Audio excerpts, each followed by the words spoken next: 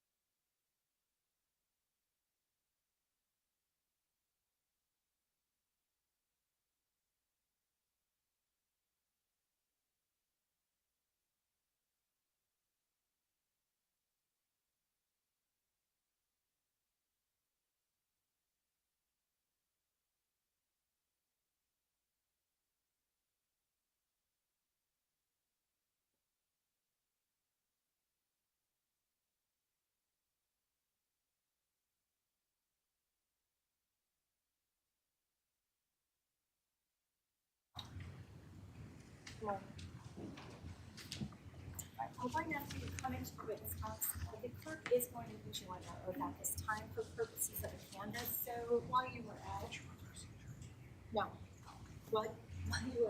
we did discuss a canvas that's going to be done at the witness outside the presence of the jury. So I would put the witness under oath at this point in time for purposes of the canvas. And then we will put the witness under oath in the presence of the jury for purposes of the jury's determination of credibility in this case. Thank you, Your Honor. Thank you. Please raise your right hand. Do you solemnly swear or solemnly and sincerely affirm, as the case may be, that the evidence you shall give concerning this case shall be the truth, the whole truth, and nothing but the truth, so help you God, or upon penalty of perjury? If so, please say I do. Yes. Thank you. Please state your full name, spelling your last name, and address for the record, sir. Jack SNYDER, SNYDER, 1 Road, 58. All right, thank you, Mr. Snyder. You may be seated.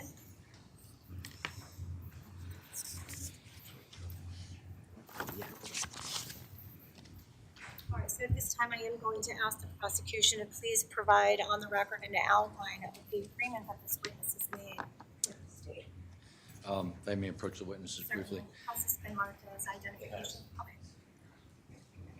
Jack, I'm showing you what's marked as State's Exhibit 94 for identification. Are you familiar with State's 94? I am. Now, just briefly, Jack, I want to ask you questions about your understanding of this agreement with the state of Connecticut. Is it your understanding that in consideration for your testimony today and the cooperation during the investigative phase of this case, as well as any testimony today or any investigative grand jury or any other hearing, that the state of Connecticut agrees not to prosecute you for the incidences or any crime or crimes that occurred on May 14th of 2022? Yes. And is it also your understanding that you have to be truthful in your testimony, and if you are not truthful, that you could be prosecuted for any said crimes that occurred on that day?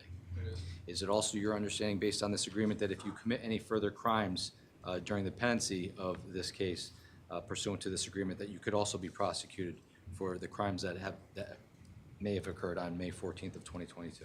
Yes. It is your understanding that the agreement extends until the final conclusion of this case, whether that be by plea, trial by jury, or a retrial on direct appeal. Is that your understanding? Yes.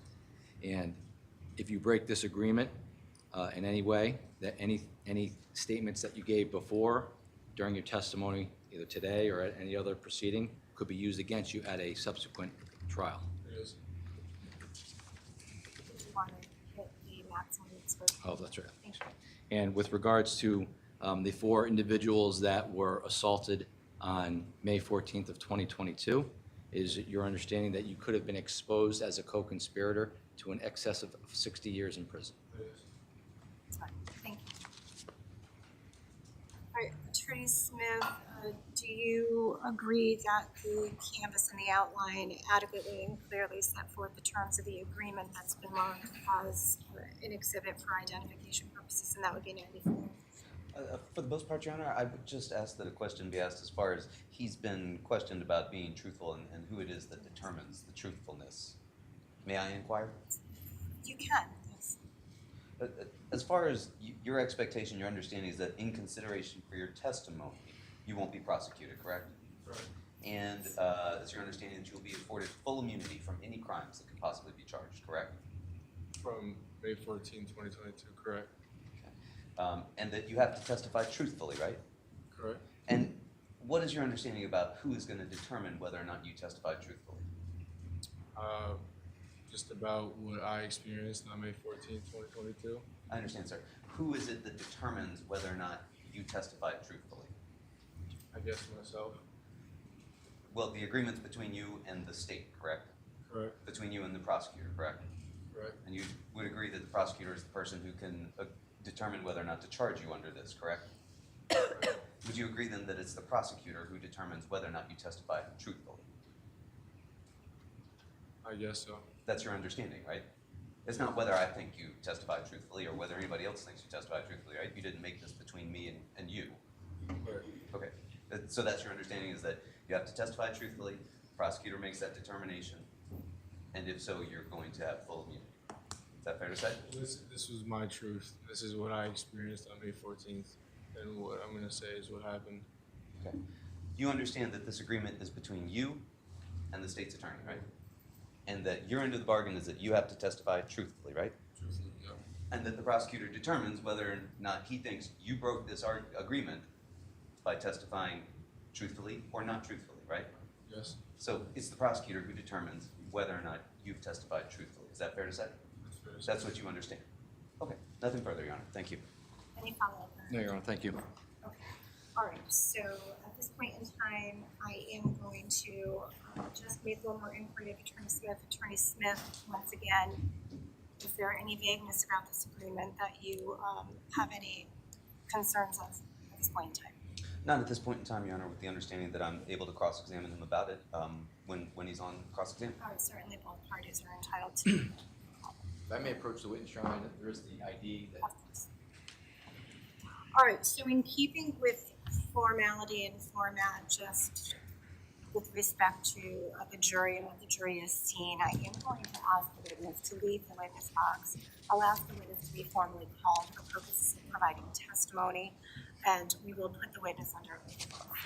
This was for the purposes of a canvas, so now I'm just going to ask that you exit the courtroom, and then you'll be escorted back in to provide testimony. Okay? Thank you very much.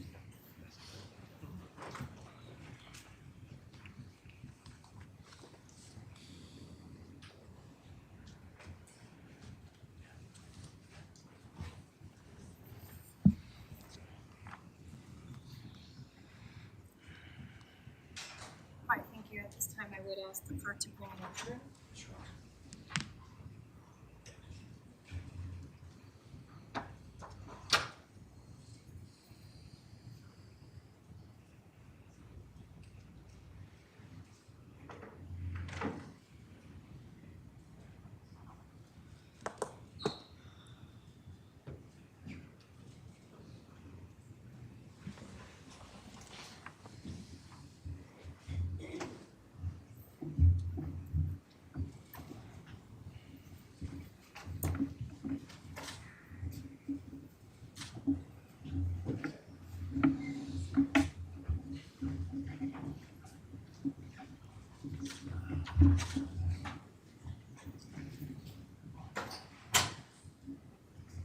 All right. Good morning, ladies and gentlemen. Jury, welcome back. Counsel, please stipulate to the presence of our jury last month. The state will stipulate, Your Honor. Defense stipulates, Your Honor. All right, so before we continue with the evidence in this case, I just would like to address you, members of the jury. So you will notice that one of your fellow jurors is no longer with us. It's important that you not surmise or speculate as to why that juror is no longer seated on the jury panel. Okay, so I'm just going to direct you with respect to that. Please don't ask questions of fellow jurors or attempt to guess or speculate as to why that juror no longer sits on the case. Thank you so much.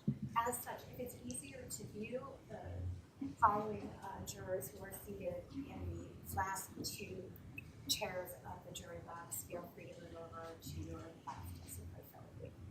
Thank you. All right. So with that then, I just ask again, it appears that we now have all of our jury members. That includes 3 alternates as opposed to 4 alternates. So counsel, would you agree that we have the panel that we're moving forward with here today with us? State will agree.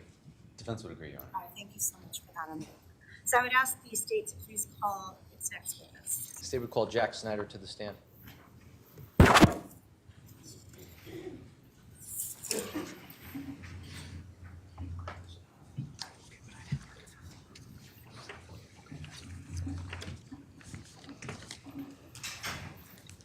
Mr. Snyder, please come on up.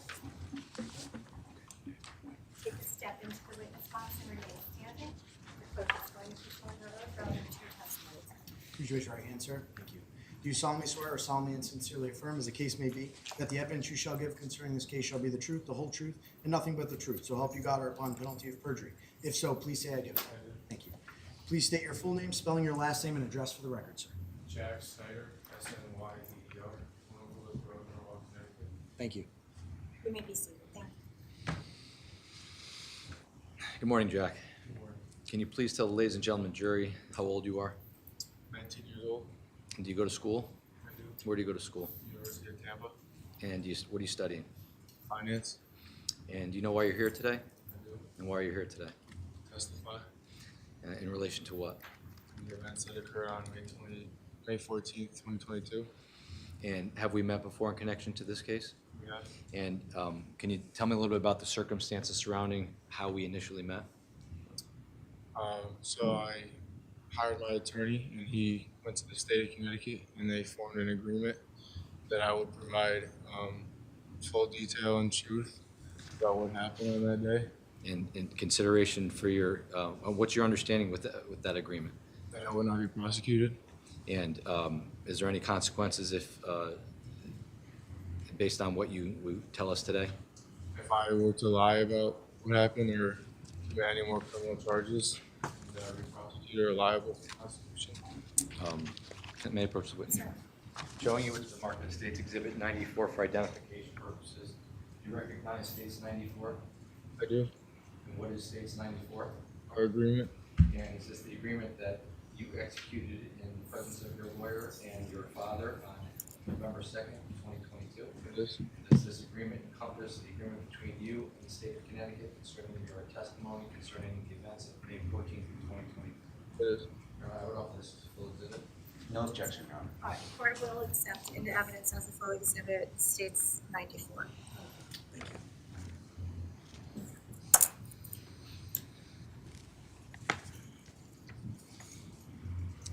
Now, Jack, I want to ask you, are you familiar with an individual by the name of Tyler Da Silva? I am. How are you familiar with him? He's a friend of mine. And how did you become friends? From St. Joseph Football. And back on May 14th of 2022, how old were you? 16 years old. And where were you in school? I was a junior Where? at St. Joseph High School. And did you go to school with Tyler Da Silva? I did. And what sports were you playing then? Football. Are you familiar with an individual by the name of Raul Valle? I am. Does he have a nickname? Yep. And how are you familiar with him? He was also a friend of mine. And did he go to school with you at St. Joseph's High School? He did. Is he present in the courtroom today? He is. What is he wearing? A black suit. And can you please point him out for the record? Your Honor, may the record reflect that the witness has identified the defendant in this case. Court will allow the record to reflect that the witness has identified Mr. Valley. Thank you. Now, I want to bring it back to the events of May 14th of 2022. There was a party at Lazy Brook that night. There was. Prior to the party at Lazy Brook, tell us what you were doing. I was driving to go pick up Leo And what were you driving? behind the pilot. And you said you were going, is this State's Exhibit 30?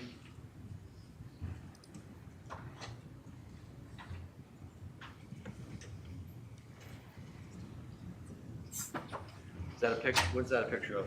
Behind the pilot. Is that the car you were driving on May 14th of 2022? And you say you were going to pick up the defendant? Where were you going to pick him up? His house. Where's his house? In Milford. And what time of day would you say you were going to pick him up? Late at night. Probably around 9 p.m., 10 p.m. It was dark already? Yes. And when you got to his house, where did you go after that? I went to go pick up Tyler Silva. And where does Tyler live? In Milford, Connecticut as well. When you picked Tyler up, was there any alcohol in the car? At that time. At that time, it wasn't until he got in the car. Wasn't until who got in the car? Tyler. So Tyler brought alcohol in the car? What kind of things did he bring in the car? I believe 2 bottles of vodka. And when you left Tyler's house, where did you go? I think we went straight to the party. The party at Lazy Brook? Do you know whether or not you were invited to that party, you and your friends? And when you got there, around what time of night would you say you got there? 10 p.m., maybe a little bit later. And when you got there, how many people would you say were at the party? Probably 40 people, maybe. And what kinds of things were going on at this party? Just drinking and cup pong, stuff like that. So when you say drinking alcohol?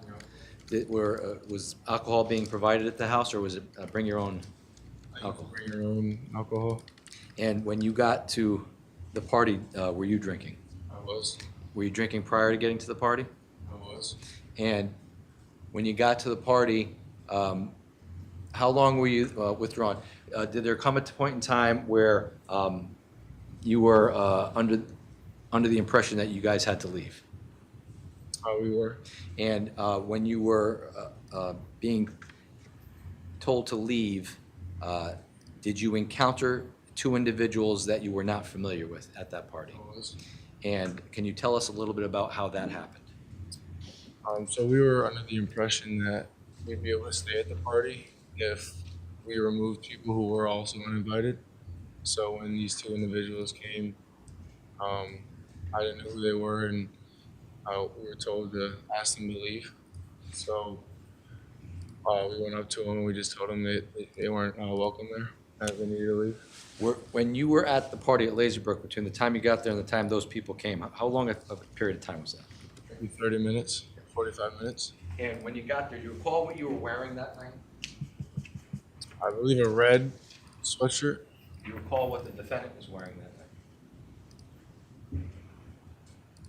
I believe a jersey. Show your State's Exhibit 53. Can you identify the people in State's 53? I can. And who's the person on the left in the red sweatshirt? That's me. And who's the person on the right? That's Lito. And is this what he was wearing on May 14th of 2022? It is. I noticed he's wearing a helmet and a neck pillow.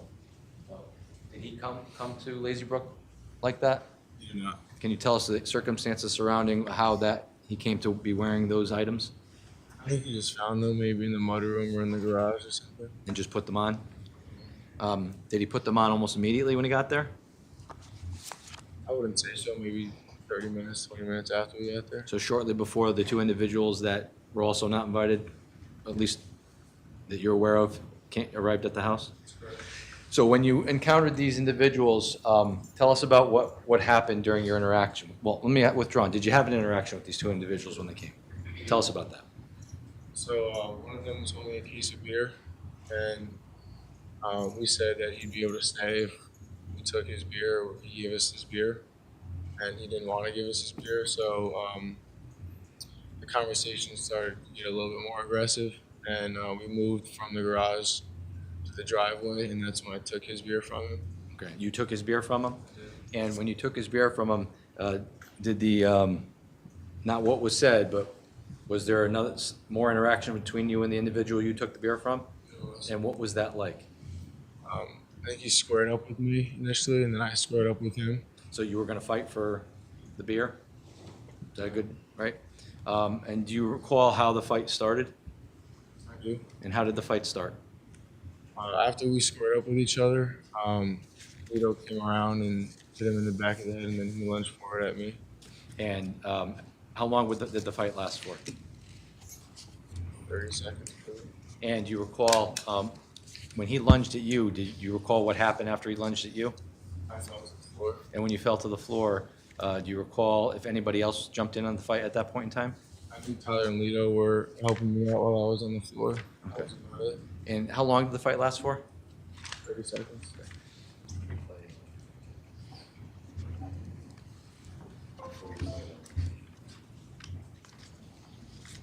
Jack, have you seen a video of this fight before?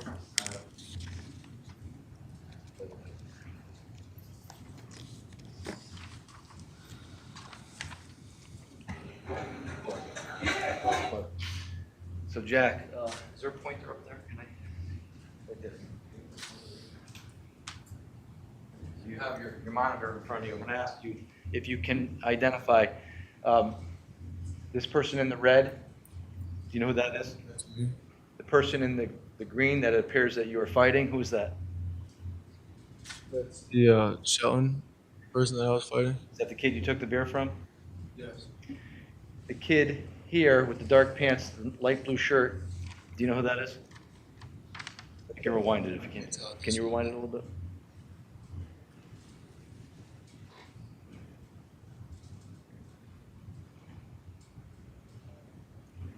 I believe that's Lito. That's Lito behind the kid from Shelton. It is. Can you go a little forward now, please? So we can see. Keep going. Right there. This person right here with what appears to be a light blue jersey and jeans, who's that? That's Tyler.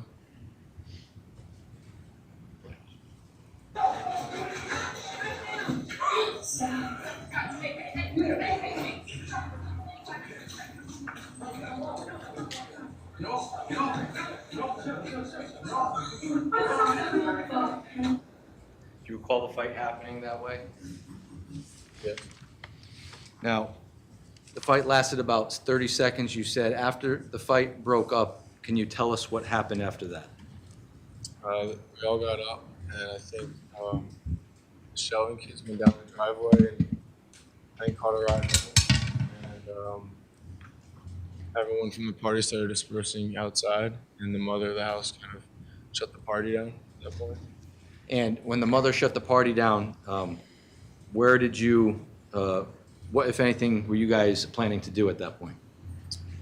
At that point, just go home, find somewhere else to go maybe, until we got added to the group chat. You were added to a group chat? Do you know who added you? I don't know who added me. What was the name of the group chat, do you recall? Something along the lines of the basketball team. And when you got added to this group chat, did you know why you got added to the group chat? After looking at the text, I did. And why do you believe you were added to the group chat? Because the kids who were at that party were upset at what happened and wanted to meet somewhere to fight us. So did you engage anybody in that group chat, I might have sent a couple texts back such as what? along the lines of that we were going to fight them, or they wanted to fight us, so I was going to come, or something along the lines of that. So you were willing to go meet them to fight? And at some point in time after the fight, did you get in your car? We did. And how long between the time the fight ended and the time you got in your car getting ready to leave? How long was that? Maybe 5 minutes. And did anybody else get in the car with you? They did. Who else got in the car with you? It was Dimitri, Keenan, Will, Tyler, Lido, Mackenzie, and myself. So you said Dimitri and Keenan. Who's Dimitri and Keenan? Friends of ours. Did you go to school with them? And that would be Dimitrios Arfanis and Keenan Frasick? And you said Will. Who's Will? Will Singlewald. And did you go to school with him at St. Joe's? And you said Mackenzie. Who's Mackenzie? Mackenzie Traficante. And did you go to school with her at St. Joe's? And what was the significance of Mackenzie Traficante at that moment in time? She was dating Lido. So it was 7 of you in the car? It was. Who drove the car? Me. Do you recall who was in the front seat when you left? Tyler. And do you recall who was in your back seat? Everyone else. You don't recall where everybody was sitting at any particular time? When you left Lazy Brook, where did you guys head to? So in the group chat, I think they were initially planning on meeting us at Trumbull High School. That was what I was under the impression of. So we went to Trumbull High, and expected to see a couple people there. And when you got to Trumbull High School, what did you guys do when you got there? We pulled in the parking lot, and there was a black BMW, who apparently was one of, I believe, Keenan's friends, or someone in the car knew them. 2 kids, but they weren't who we were looking for. So we kind of just stayed in the parking lot for about 10 minutes or so. And when you were in the parking lot for 10 minutes, did you all get out of the car? I don't believe so. No one got out of the car maybe to go relieve themselves or walk someplace else, go talk to those kids in the BMW? We were conversing through the windows on our cars. And what kinds of things were you conversing about? I think we were asking them to come along with us to go fight. Okay, so that you made them aware of a potential fight that was going to happen?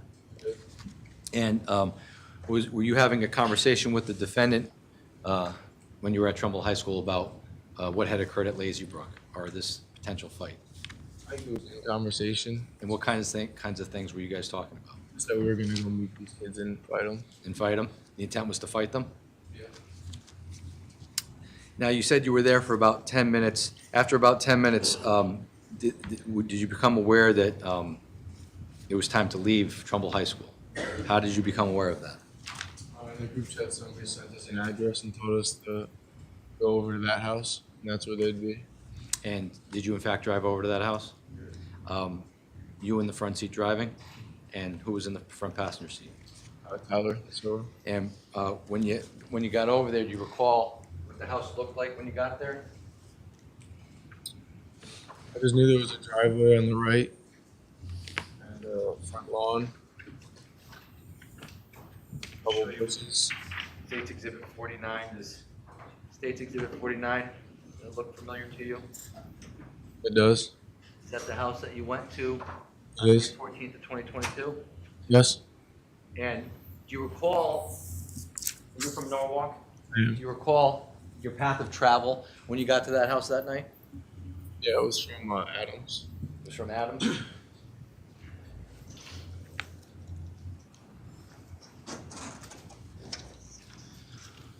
May approach me. Show you State's Exhibit 1. Now, when you say that it was from Adams, you're talking about this road here to the right of State's Exhibit 1? So you came in that way? And when you came in that way, what did you do? Did you drive by the house? We parked there at the end of the street. And when you say you parked at the end of the street, can you tell from State's Exhibit 49 where exactly you parked? Yeah, right on the right to the end. So right, if I put my finger, let me know if I'm in the right area, right around here? Right there, yeah. Okay, so if the record can reflect in State's 49, I'm at the bottom portion of the picture, just to the left of the trees that are on the property across the street from 43 Laurel Glen, near the intersection of Adams and Laurel Glen. Art will allow the record to reflect that, thank you. And when you got there, did you see anybody outside of the property at that point in time? And when you got there, did you or anybody from your group indicate to anybody in the group chat that you guys were at the house? We did. And when that happened, what occurred when that happened? People started flowing out, probably from the backyard of the house. We saw them coming out the driveway, and they just head after head. And when you say coming back from the back of the house, do you know exactly what portion of the house they came from? Yeah. But they came down the driveway? They did. And when they came down the driveway, did they approach your car? They did. And when they approached your car, what was the lighting like out that night? It was dark. It was dark, but could you see in front of you? I couldn't tell faces, but I could see the outlines of people. Could you see, was there light from the house that was shining? Your headlights were on at some point, providing some light?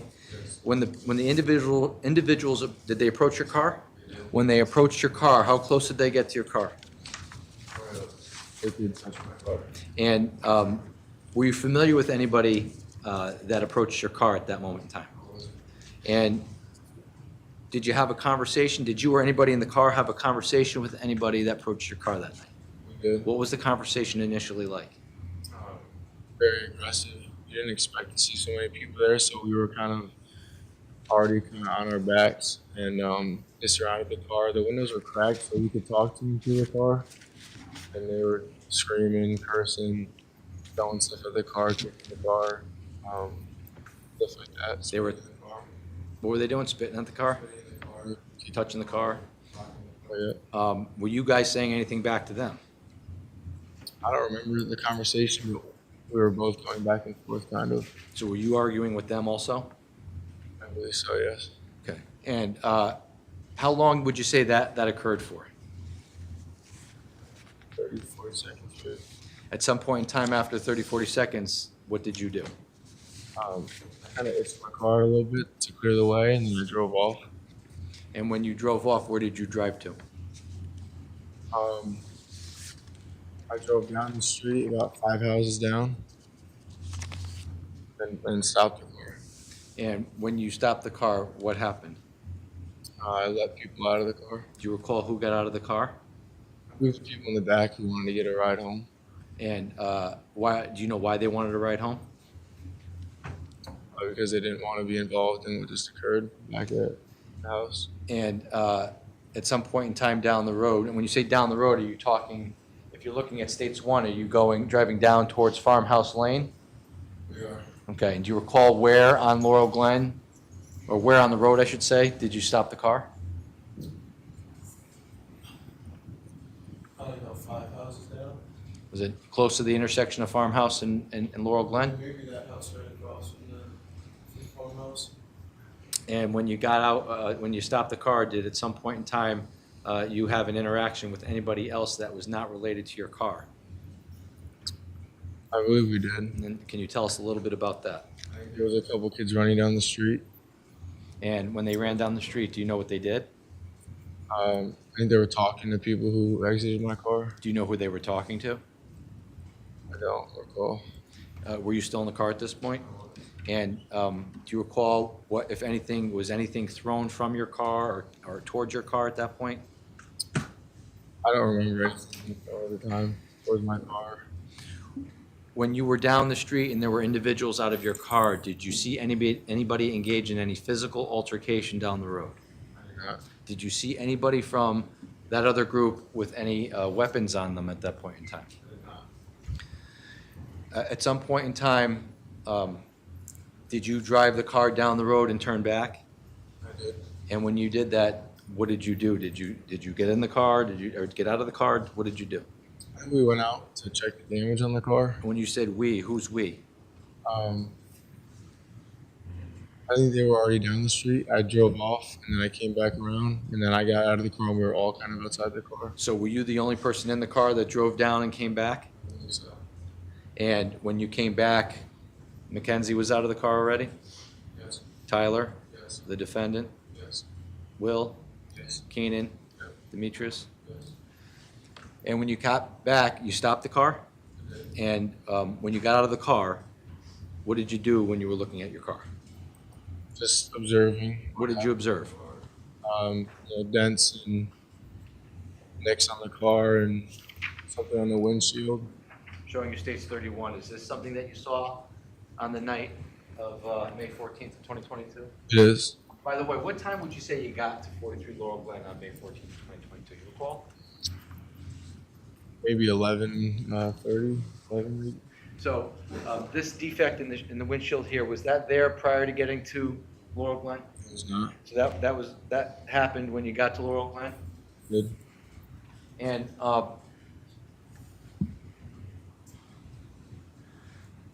when you were inspecting your car, tell us how you felt about what had just occurred to your car. Kind of distraught and upset that my car was damaged and destroyed. Was anybody else distraught and upset? Yep. Can you please explain how he was upset with regards to your car? He initially saw the damage before I did. That was the last thing out of my car. He was just going around and, look what they did to your car, it's all destroyed, stuff around those lines. What, was he saying anything else with regards to, look, he just said, look what they did to your car. He didn't say anything else? He was just distraught about what happened to my car. Was he more upset than you? Maybe visibly. I was quite upset. Was he aggressive? Yes. And when he was acting in this way, what, if anything, happened during this inspection of your car? He came back around and asked for the knife. And when you say the knife, what do you mean? I carried a pocket knife in the bottom of my center console, and it's always been there from when I got the car initially. Why was it there? Just fishing, any really reason I would need a knife, it was there, to cut anything. Whatever, just at the bottom of my center console, a bunch of random items were along with it, but I knew it was there. And when they initially surrounded my car, I had taken it out and put it on my waist. So you're talking about down in front of 43 Laurel Glen when your car started to get, When they were rocking the car and you took the knife out and put it on your waist? put it on my waist. And when you put it on your waist, did you open it up? No. Did you show it to anybody? And when you did that, why did you do that? Just because I didn't expect so many people there, and after seeing what they were doing to my car and how they were talking, I just felt like it was in regard to my own safety. I just took it out and put it down just in case anything were to happen. Now, after you left that initial interaction where you say you took the knife out and you put it on your lap and you went down the street, could you have just left the area and not gone back? Could have. But you didn't do that, right? And you say that the defendant asked you for the knife. Tell me what kinds of things was he saying? He just said, "Where's the knife? Give me the knife," something along those lines. Did he say it in an aggressive manner? Not really. He just kind of asked for it.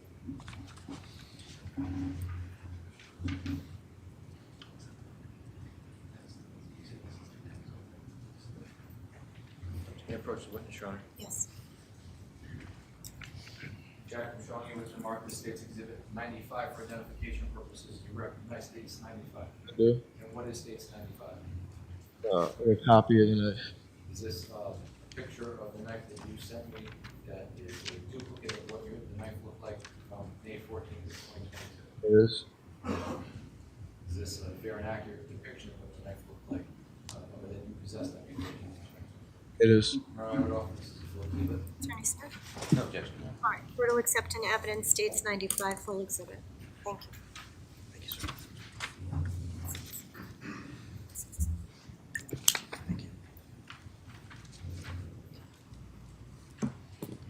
Showing you States 95, it's now been marked as a full exhibit. Is this the knife that you had on in your vehicle on May 14th of 2022? It is. Is this the knife that that the defendant was looking for on May 14th of 2022? It is. Now, you indicated that you had this in your center console. I'm going to show you States 32, picture of the inside of your car. And when you say your center console, are you indicating that this area here, or are you indicating the glove box? No, the center console. So I'm pointing to the left of States 32, the center console area of the car. Yep. And you had taken it out of this area and put it on your lap when you initially got to 43 Laurel Glen. And when the defendant asked for the knife on May 14th of 22, tell us about what happened. Did you give it to him? What happened? You gave him the knife? And when you gave him the knife, why did you do that? I wasn't really thinking. I just gave it to him. He asked for it. I gave it to him.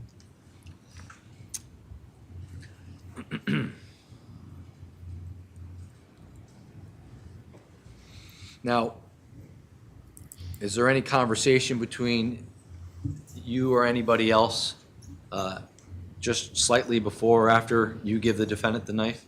Yeah, before. And what are you guys talking about? Tyler, maybe Lito, I think they knew people at the party. I didn't, but they wanted to go back because maybe they recognized a couple kids, and they were going to go try and talk to him, calm it down, maybe just make peace with him. That's the whole plan. And did you in fact get in your car? We did. Who got in your car? I got in the driver's seat, and Lito got in the passenger, and Tyler in the back. And did anybody else get in the car at that point in time? No. And when you got in the car, where did you go? We drove up towards the lawn. When you say you drove up to the front lawn, States 49, can you show us in States 49 where you drove up? Right to the right of the red bush. This bush? That bush, yep. You stopped here? And when you stopped there, what happened when you stopped there? Tyler and Lito got out. And where did they go? They started walking towards the crowd of people that was on the lawn. And when they did that, what did you do? I was at my window down, and I was kind of watching them, just making sure they were okay. And did you stay in that area? I stayed right parallel to them the whole time. Did you move the car up a little bit? I crept up as they walked up. And when you walked up, were you able to observe the interaction between Tyler and the defendant and the group from 43 Laurel Glen? It was dark out, but I could see what was going on. Now, prior to getting there, were you ever under the impression that were you told to leave and get out of here? Do you recall that? I can't recall that. Okay. Now, when you when Tyler and the defendant get out of the car and they're on the property here, they're on the property. What kinds of things was there any verbal interaction between the defendant and Tyler and the people from 43 Laurel Glen? Yeah, they were conversing, but it didn't sound aggressive at first. Show you States 4. Do you recall where your car was in States 4 when you noticed that they were conversing? Like a little bit in between the bushes, maybe. Would it be over here somewhere? Yeah, middle of the street. Middle of the street? Were there cars parked on the side of the street? Yeah. So you couldn't be near the curb, per se? Well, I was kind of in the middle of the street just watching. Okay. And you were in the driver's seat, car was on, you were looking over your shoulder? Yep. through the window? Window was up? It was down. It was down. It was down? And you said that you heard talking back and forth? Yeah. It was normal at first? And how long would you say it was normal for? 10, 20 seconds. And then at some point in time, did it escalate? It did. And can you tell us about that? Someone came out from the crowd and punched Lito in the face. And when that happened, what did you observe? Just all out chaos at that point. Did you observe where the defendant was after he got punched? Did you observe where Tyler was after that happened? At some point in time, do you stay in that area right as the fight's going on? The whole time. And at some point during the fight, does anybody come back to your car? Yeah, initially. And when he comes back to your car, does he get in the car? No. I think he opened the door. Okay. He came up to the door. And after he opened the door, what, if anything, did you observe him do next? He just went back. And when he went back, at some point in time, how long did he, from the time he left your car to go back, did he come back to the car at some point? He came back, went back, and then came back. Oh, yes. How long did that take, do you think? 10, 15 seconds. Did you see where he went when he left your car the first time, or the second time, I should say? Did he, you didn't see him if he went back into the fight? You just, I think he went back into the fight. That's where at that. and when he, did you see him engage anybody in the fight at that point? At some point in time, does the fight end, or does I think Lito got back in the car. first? Got back in first. And where did he get in the car? He got in the passenger seat. The front passenger seat? Okay, and at some point in time, did Tyler come back to the car? He came in after Lito. Lito got in the passenger seat and first, and he was like all distraught and said something along the lines of like, I think I just stabbed like 4 people or something like that, holding the knife. He said he stabbed 4 people? He was holding the knife? And how soon after he said that did Tyler De Silva get in the car? Maybe 10 seconds after I kind of crept up a little bit more. So you started to move and then Tyler jumped in? Where did he jump in? Passenger seat. Was it on the passenger side or the driver's side? Passenger side. And when he got in the car, what did you do next? I took off down the street towards Adams. Okay.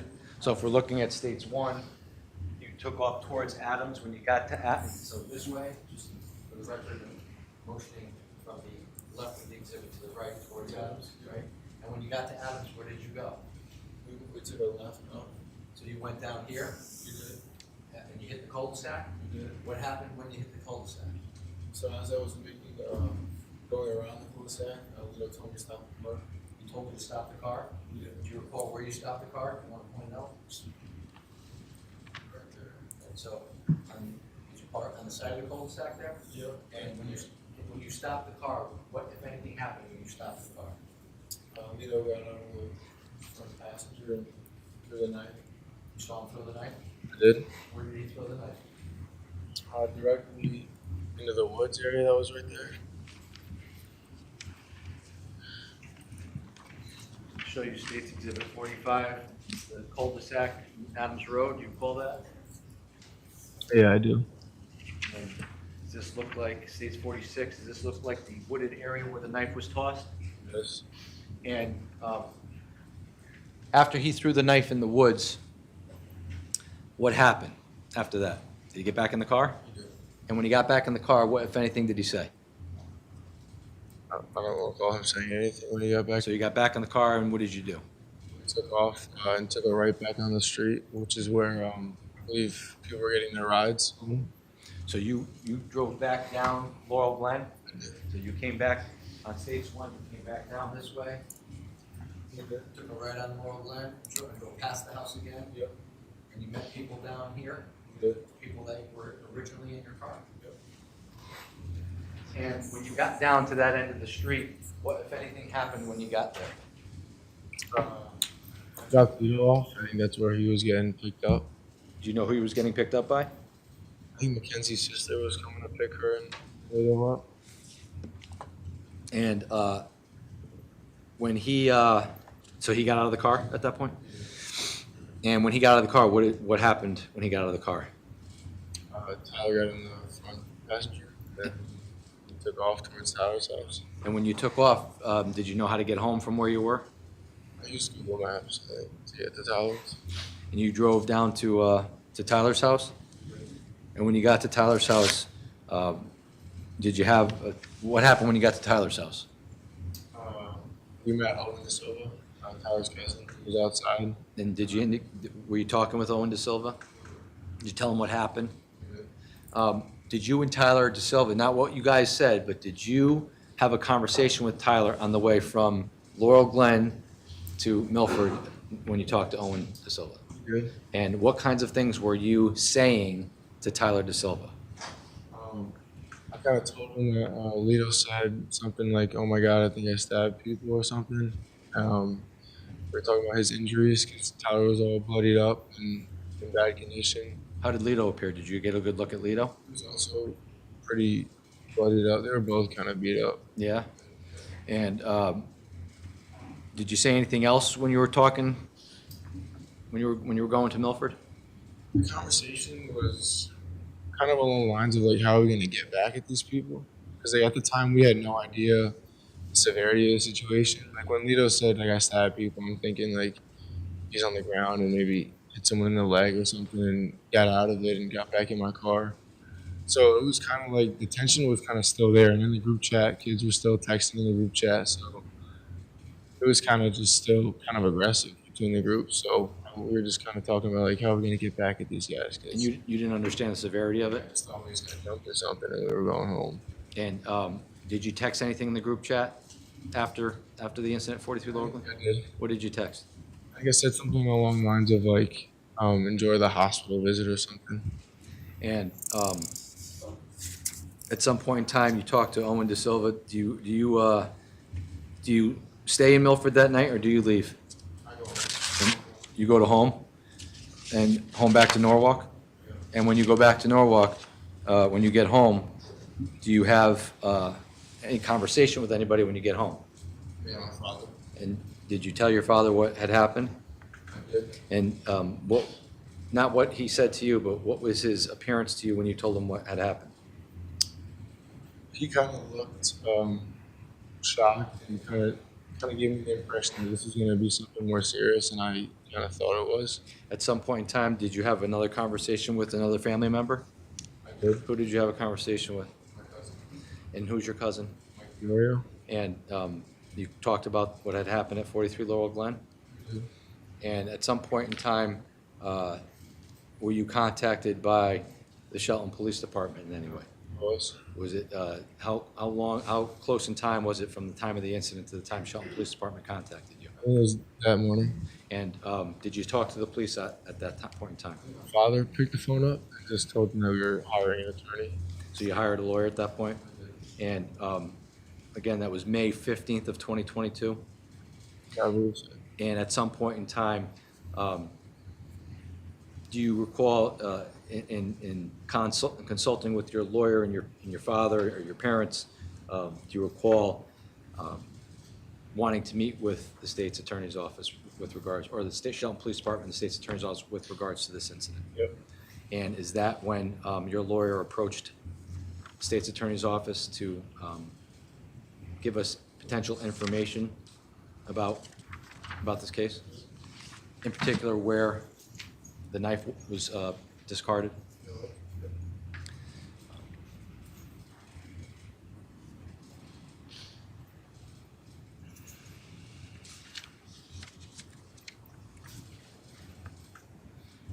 And is the first time that you spoke to law enforcement regarding this case, was that on November 2nd of 2022? I believe so. And did you give a subsequent interview with law enforcement to clarify anything that may have been misunderstood? Yeah. May I have a moment, Your Honor?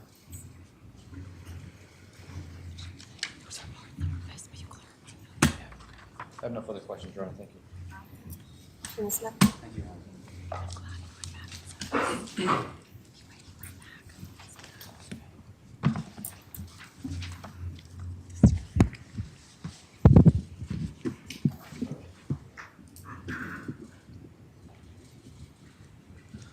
morning, Mr. Snyder.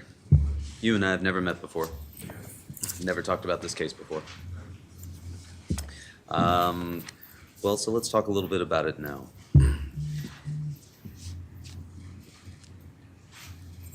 You told us that the evening began with you picking up Mr. Valle and Mr. De Silva in your Honda Pilot that evening sometime, correct? Yes. And then you took everybody over to 5 Lazy Brook Road, correct? Yes. And that's where you had been invited over to the Lifer's house, right? No. No. We weren't invited. I think we just got word that there was a party there. Okay. Who'd you get that word from? I can't remember who told us to go, but just eventually went. Okay. You got there and you were there for 1 or 2 hours? That sounds right. Did you see the Lifers when you were there? We did. You knew Madigan from school? I did. And you knew Austin from school? Did you see Austin that evening? I think briefly I did, yeah. You said there were maybe 40 people there when you got there? I believe so. You'd been drinking at the party and beforehand, Yes. but you didn't bring the alcohol. That was Tyler De Silva who brought the alcohol. Yes. And then 2 individuals that you didn't know arrived and you told them that they had to leave, right? Did one of those individuals, the one holding the case of beer, did he give you a beer? I can't remember giving me a beer now. Did he give Mr. Valle a beer? I can't remember that. Did he seem to you like he was trying to make friends with you Initially, maybe at the end of the party, yeah. at the end of the party? No, to get into the party. To get into the party. Gotcha. And you told him that he needed to give you that beer. Yes. A dispute broke out about whether or not you were going to actually get that beer from him, correct? Yeah, it was about like him giving us the beer, and then in turn he'd be able to stay at the party. Well, you say giving us the beer. You were the one asking for the beer, right?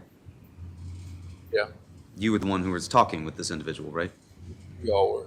Okay. Tyler De Silva was talking to him? We all were, yeah. Me, Alito, and Tyler. Okay. And yet, the person that squares up, that's you, right? Yes. Because you're the person who took the beer from him, right? So would you agree that you were the person that was having the most direct interaction with Mr. Hines? I would. And you later come to find out that that person was Ryan Hines? Yes. And you said that you moved to the driveway, and that's where you squared up and you had the fight, right?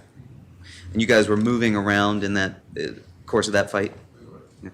The video that we watched, that doesn't catch the initial stages of that fight, does it?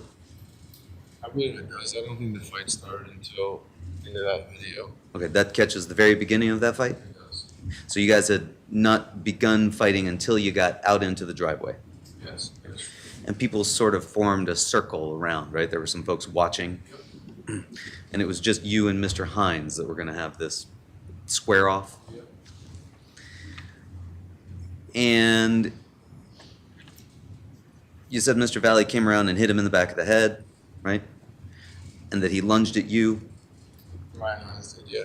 or you lunged at him. No, Ryan Hines lunged at me. Sorry. So Ryan lunges at you. You'd already taken a punch at Mr. Hines at that point. He tackles you to the ground. He's on top of you. Yes. A group descends and tries to break that thing up, right?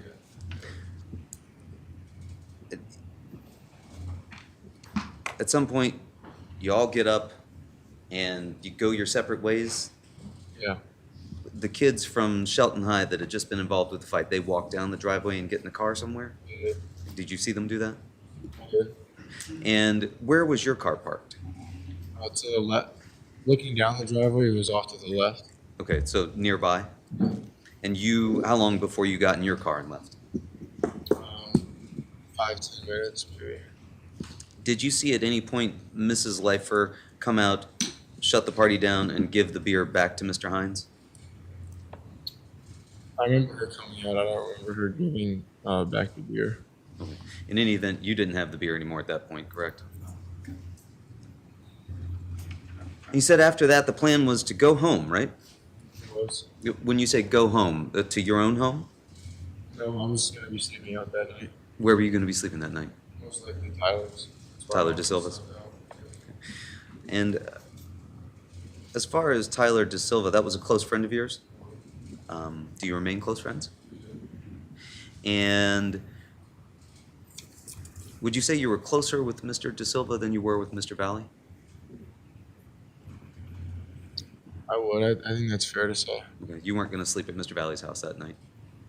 It was possible, but I think the plan was to sleep at Tyler's. Okay. That's where we frequently slept out at.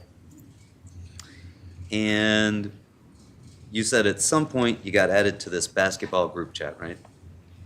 Correct? Yes, correct. Sorry, we've got the court reporter here, and you have to say out loud some things you can't get. Okay. You didn't create that group chat.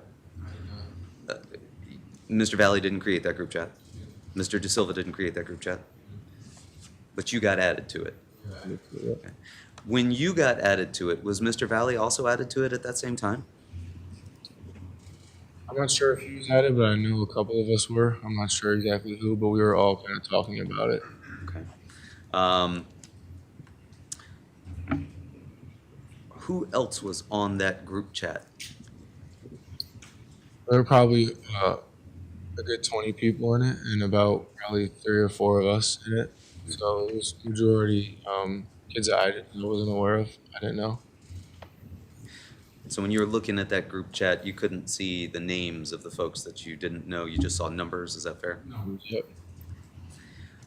But you quickly got an understanding of who those unknown numbers were, right?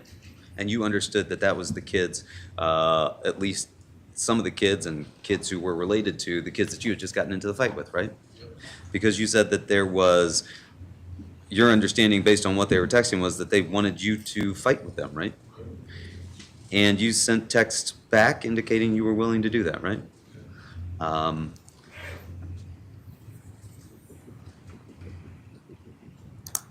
And so you got back in the car with Demetrius, Keenan, Will, Tyler De Silva, Raul, and Mackenzie Trafficante. And did they all know that you were getting in the car to go fight these kids? Yeah, we made it pretty apparent that people who were going to be in my car were going to go with us to go fight. So Mackenzie Trafficante knew that you were going in the car to go fight? Objection as to what she knew. Sustained. When you say that people in the car knew that you were going to go fight, what led you to believe that they knew that? I kind of went up, and after we were in the group chat, I was like, I can't remember if we were already in the car or driving, but I said, if you're in the car or you're getting in my car, we're going to go fight these people. And I think the people in my car agreed they were going with us. Demetrius? Yep. Keenan? Yep. Will Sinjwal? Yep. Tyler De Silva? Yep. Raul Valle? Yep. Mackenzie Trafficante? Yep. I believe so, yeah.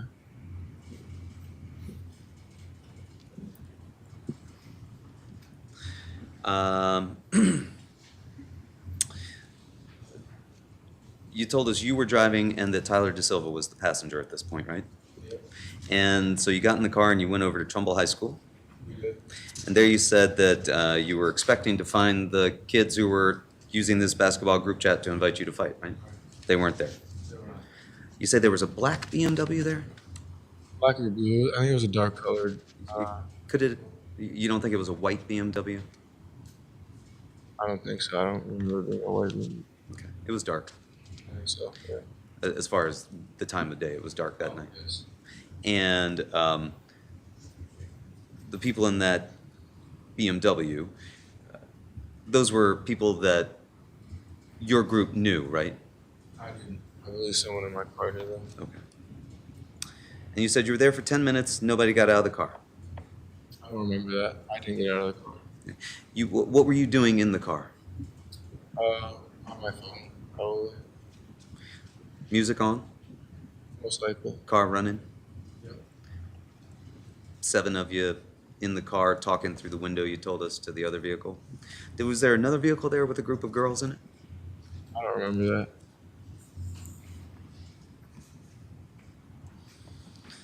that. And then you said while you were sitting there on this group chat text, somebody, not from your group, sends the address 43 Laurel Glen Drive, right? And it was your understanding that that was now where these kids wanted you to come in order to have a fight. And you drove there because you wanted to have a fight. Yes. Did you know these kids? I didn't. And you didn't even know where this was, right? You're from Norwalk. And so you get this address there, 43 Laurel Glen Drive. You got 6 other people in the car. You don't even know where it is. You don't even know who these kids are. And you decide you're going to drive everybody over there. Well, I didn't know it was a party. I'm assuming that that maybe the kid who was just in a scuffle with us, he maybe had a couple friends and wanted to settle it or something. So that's why we drove over to go fight them. You're responsible when you're driving for the people that are in that vehicle, right? Yes. You thought that was a good idea to drive all those folks over there to 43 Laurel Glen Drive? It was a mutual understanding. You thought it was a good idea? I wasn't thinking about the potential consequences. You were 16 years old, right? I was. And you didn't think when you got there that there were going to be 30 or 40 people, did you? Absolutely not.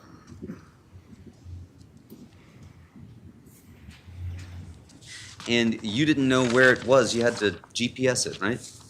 Yes. And it was a kind of confusing layout when you got there because there's through roads and cul-de-sacs, right? You didn't know which one was leading to which end, right? Could have been a dead end, could have been a through street, but you didn't know. And you say you didn't drive by the house when you first got there. You went straight there and you parked the car to the right, right? At the end of the street, yeah. When you got there were people already out in the yard? No. Nobody was out in the yard. Okay. And you indicated to the folks in the group chat, we're here. Yep. And then people started coming out of the house, right? Yes. One person came out of the house, right? Yes. Quickly followed by a second person, right? Yes. Then a third person, right? Yes. Then a fourth person, right? Yes. A fifth, a sixth, a seventh, an eighth, right? Yes. At that point, you're outnumbered now, right? Yes. A ninth, a 10th, an 11th, a 12th, right? Yes. Now what are you starting to think in that car? We're not going to be fighting anymore. You're not going to be fighting anymore? Why not? It didn't seem sensible at the time. It wasn't what we expected to see when we initially arrived, or were going to arrive. You weren't in control of that situation at that point, were you? No. Drove all those folks over there, parked them. Wasn't what you expected, was it? It was getting scary, wasn't it? It was. It was getting terrifying, wasn't it? It was. You worried about what was going to happen now, I bet. It was. How many people do you think ultimately came out of that car, out of that house? Maybe 30, maybe a little bit more. All came over to your car. Yes. 7 of you in there and 30 on the outside, right? Yes. Surrounding the vehicle, right? Yes. And at first they came up to the driver's side, some of them, didn't they? They did. And you had your window down? I had it cracked, I believe. Cracked. Didn't want to put it the whole way down at that point, right? And people started coming up and started talking to you through the window, right? Yes. And you say at first that was peaceful. I don't think it was peaceful at first when they all kind of walked up. Everyone was kind of screaming. I think I heard something along the lines of like, "Where's the kid who did this to me?" I think it was someone from the parties or before. That was Ryan Hines, right? It could have been. I didn't see his face. He spit at you. Yes. Did it make it into the car or just on the car? I don't think it hit me, but I think it made it into the car. There's people in front of the car. There's. There's people on both sides of the car. It's true. There's people behind the car. True. Some of those people get on the car. That's possible. I don't remember anybody getting on top of the car. Do you remember the car rocking? I do. Do Do you recall if somebody was on the back bumper jumping up and down? It's possible, but I wasn't. I'm gonna overrule it. Thank you. I wasn't really looking at the back of my car. I was kind of focused on what was going on in my area. Why didn't you just drive away? I did eventually, but I didn't want to, run anybody over. So I kind of started itching my car out a little bit, and then people started eventually making way. Yeah, You fine. couldn't just pull away, right? If you just pulled away, you'd have hit somebody who was standing directly in front of the car, right? You'd hit somebody who was on either side of you, possibly, right?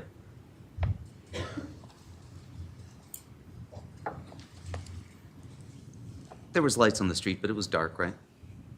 Yeah. About 11 o'clock or so. Misty, kind of rainy that evening.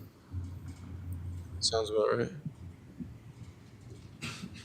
People inside your car were terrified, weren't they?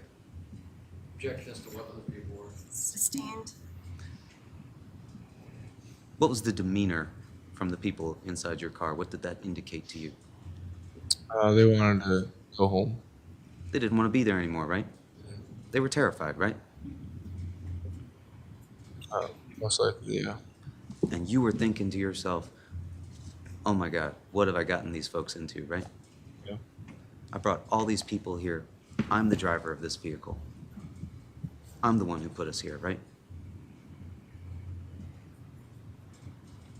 I think that's fair that I drove them there. Yeah. Well, nobody could reach over and you wouldn't let them take the car from you and say, let me drive now, right? Right, but I didn't drive anyone somewhere where they didn't want to be, and then I dropped them off at the end of the street, and they wanted to go home. Because Mackenzie Traficante wanted to go and get in a fight. I think everyone was just kind of under the impression that they knew we were going to go meet a couple of kids to fight. No one really expected 30 people to walk out of the house. Keenan Frasick knew that you were going to go get into a fight. Objection as to what Keenan. Sustained. Something about Keenan's demeanor indicated to you that he wanted to go along for a fight. I think I made it pretty apparent before we got in the car that that's what we were going to do. Something about Demetrius Arphanis' demeanor indicated to you that he wanted to go get into a fight. Again, I think I told the people that getting into my car, that's what we were planning on doing. You know Keenan? I did. How close were you to Keenan? We weren't super close, but we were teammates. Teammates on the football team. Demetrius Arphanis, was he a teammate on the football team? Yes, it was.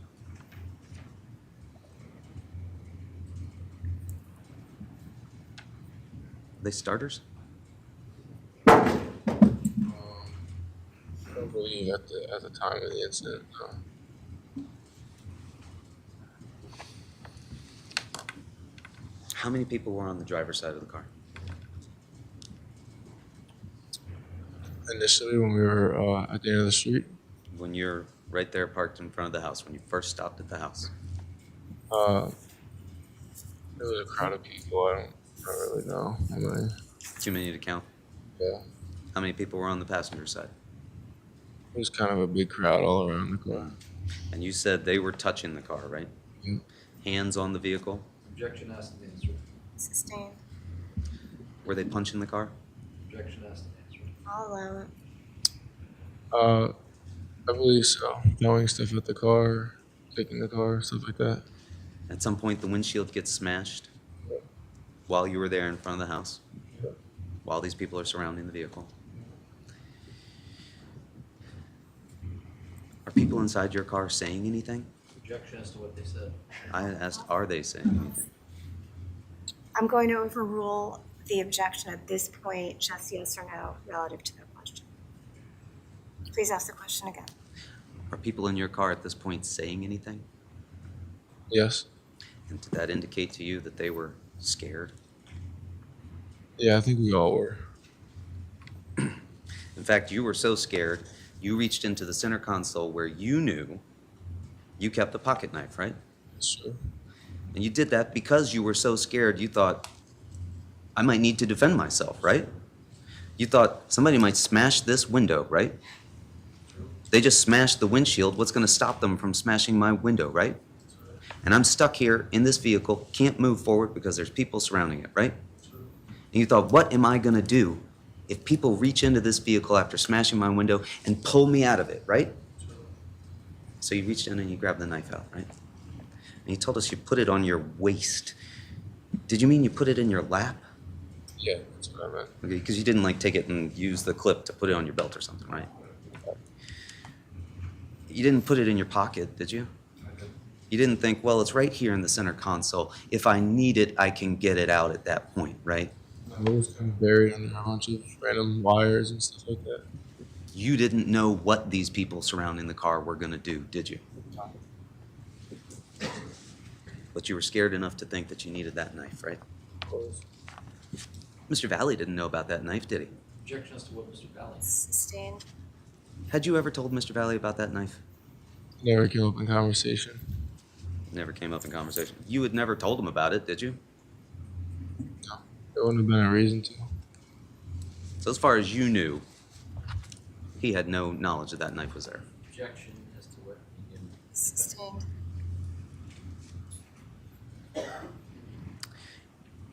And you were shown a picture of what you say is a copy of that knife, right? You said, though, that that knife that you had in the car had been in that vehicle since it was given down to you by your brother, right? It was just in the family, that car. It's always been in the family. And the knife had been in there as well, right? And that's why I kept it for years, yeah. So it wasn't a brand new shiny knife that you got for that purpose alone that day, was it? It was a tool that you kept there. You said for fishing? Yeah, for anything you'd really need a knife for, it was just there. Were you raised as somebody who was told, you know, it's useful, helpful to have a pocket knife when you need one? I just think a knife is useful in a lot of, random scenarios in life, just something to have, yes.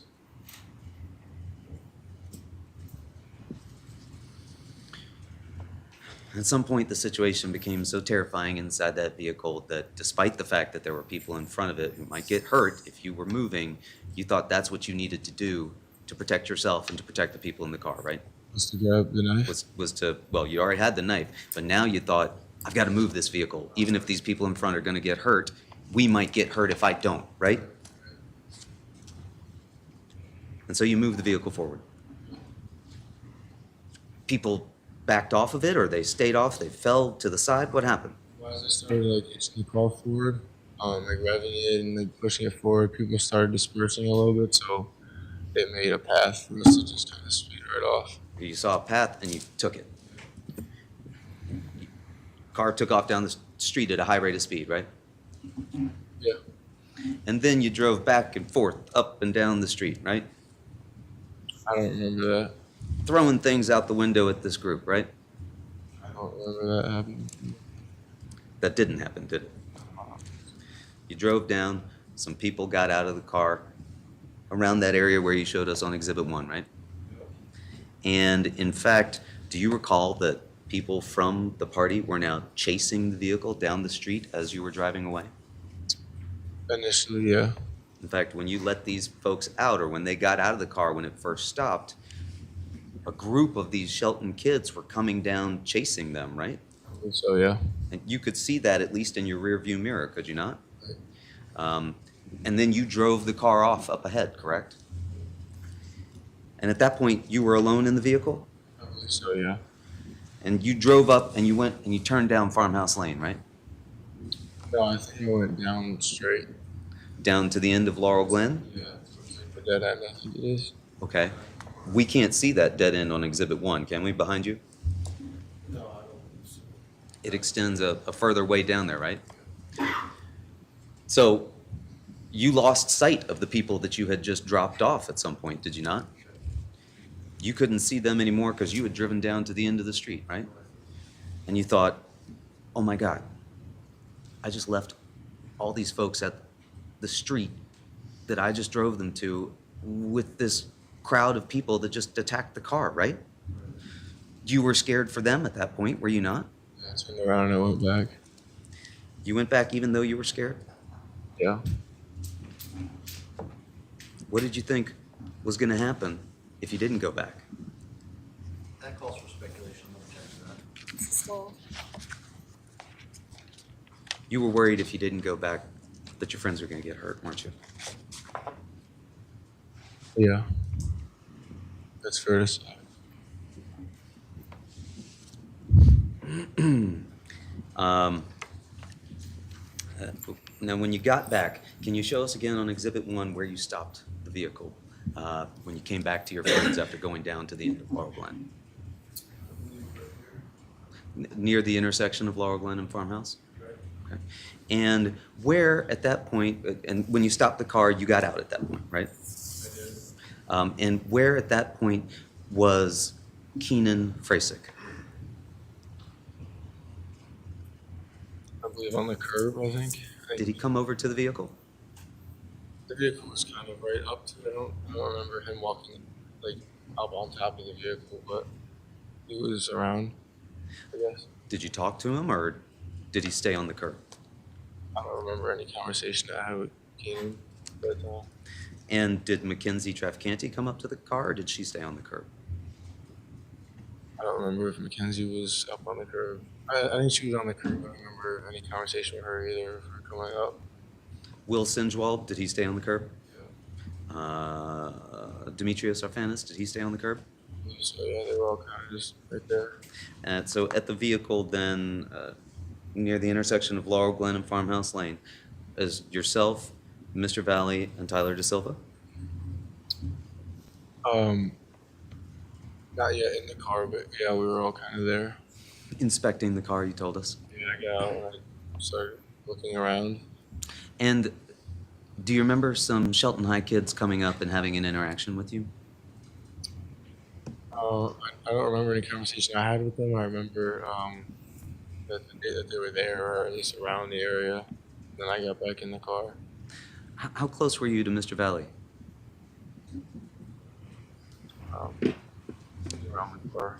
I was inside of it, so. You didn't get out of the car or you got back in the car? I got back in the car. Okay. Do you know Tyler Rich? I don't. Do you know Ricky or Enrico Fiola? I heard about him prior to the incident. I didn't know him. Did you see either Mr. Rich or Mr. Fiola down there at the vehicle when you were at Farmhouse Lane and Laurel Glen Drive? I think they were in the area. I don't recall seeing them.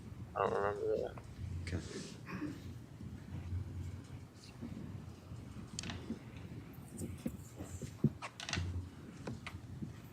And you've told us that there was some discussion down at the car about the damage, right?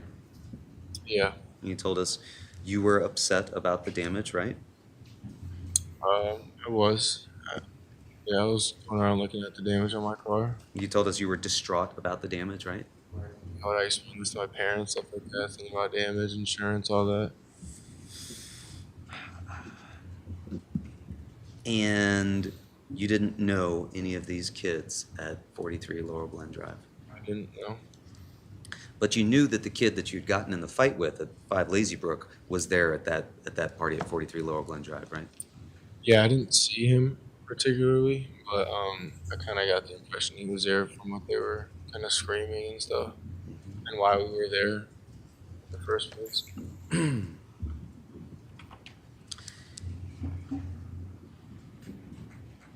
And you told us that there was discussion about, look what they did to your car, right? Yes. You were visibly upset. Yeah. Mr. Valle, you said, was visibly upset. Yeah. Mr. DeSilva also visibly upset. I think everyone kind of was. We were kind of all kind of in a state of shock about what just happened. While you're standing there by the car, and these Shelton High kids, how far away were they? I don't remember where they were. Further down towards the house? I would assume so. Not close enough that you could say to them, hey, what'd you guys do to my car? I don't remember having any conversation with them when they were there. They were too far away to have a conversation with, right? They didn't approach you guys and say, hey, let's squash this beef right now, did they? Not me, no. Did they approach anybody in your group? When I drove off, I don't know. I wasn't really there. Okay. When you drove off, though, was before what you've just now described with everybody being at the car and inspecting it for damage, right? So when you're at the car inspecting it for damage, you didn't see any of these Shelton High kids come down and have a conversation with you guys as you're inspecting the car, did you? I didn't have any conversation with anyone.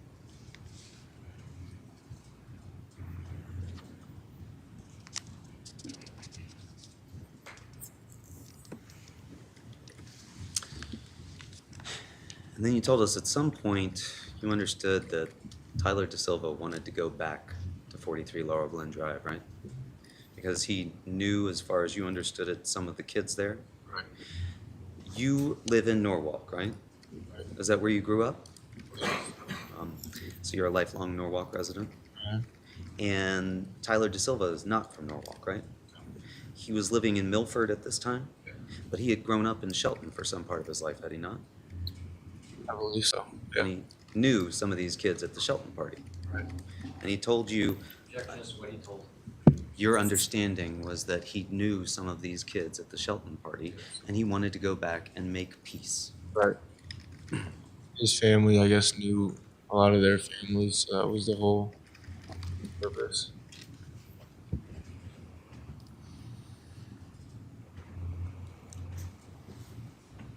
And at this point, you could have just left the area, right? Could have. Could have hopped in the car and said, everybody, let's go home. This is a bad idea, right? Yeah. You were 16 at the time. I was. How long had you been driving? Maybe 8 months, 9 months. Were you supposed to have these kids in your car? I was not.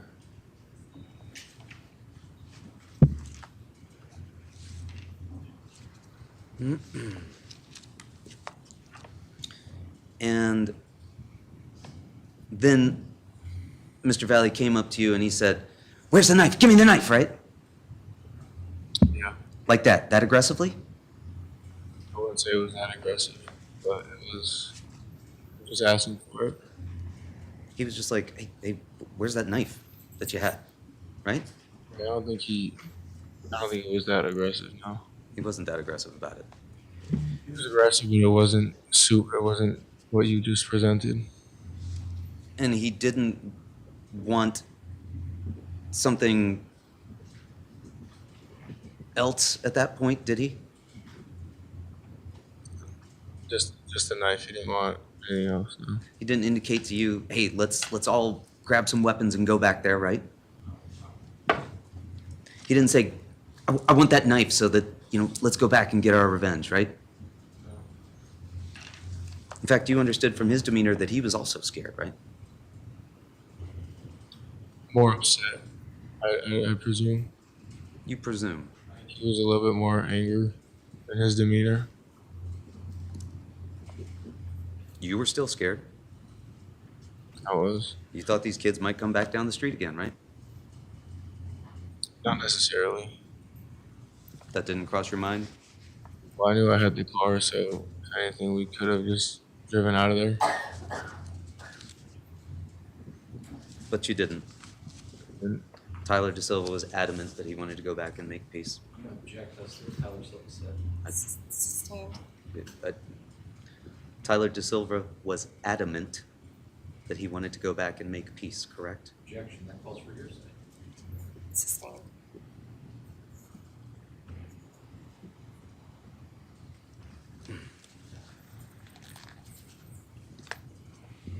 You understood that Tyler DeSilva wanted to go back and make peace? yeah, humanly though. You understand? People there. Mr. Valle knew people there? Impression that both of them at the time knew people from Shelton since they were from Milford. Okay.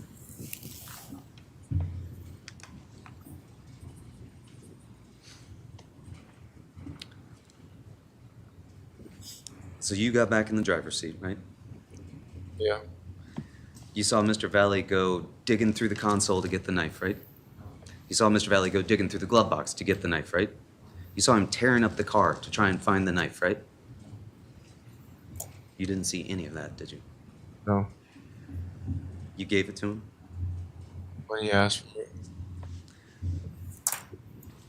He opened the blade to inspect it, right? No. Took that knife and he got it ready, right? No. Took that knife that you gave him and he put it in his pocket, right? I believe so. I don't remember where he put it. He didn't open it.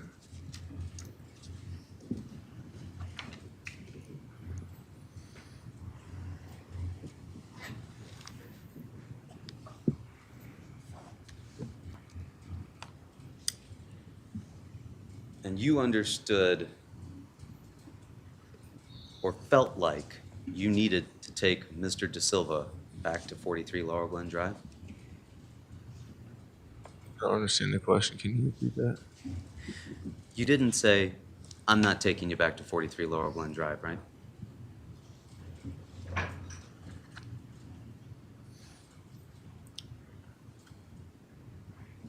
All three of you get back into the car. You say that Mr. Valle got into the passenger side Yes. beside you, and that Mr. De Silva got in the back Yep. on the passenger side as well. Yes. You drove up, and did you park sort of near the driveway at that point? No, a little further back. I wasn't ever parked. I was always in drive, just, Foot on the brake. yeah. You weren't expecting anybody to get out of that car and get into a fight, were you? It wasn't aggressive at that point. There was no talk in the car as you drove down there about, we're gonna get him now. Objection as to what was said in the car. I'm going to strike the last answer, Madam, and form arbitrary. Thank you. Was there conversation in the car on the way down there? It was a very brief drive. I don't remember any conversation.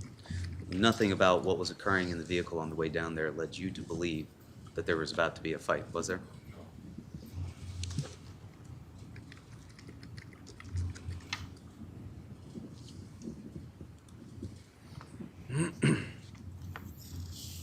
And as you got there, you're in the middle of the street. There's cars parked on both sides, correct? Yeah. And you stop the car. Yep. You don't put it in park, but you keep it running. You got your foot on the brake. You see Mr. De Silva get out of the car. Right. You see Mr. Valle get out of the car. Right. Mr. Valle doesn't have the knife in his hand at that point, does he? I don't remember what he had in his hand. I just know they both got out of the car and just started walking towards him. Not in an aggressive way.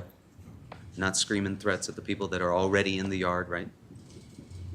You saw them, you said you were looking over your shoulder, looking out the window, Yeah. watching them the whole time. How many people were in the lawn? The same amount, probably about 30 kids.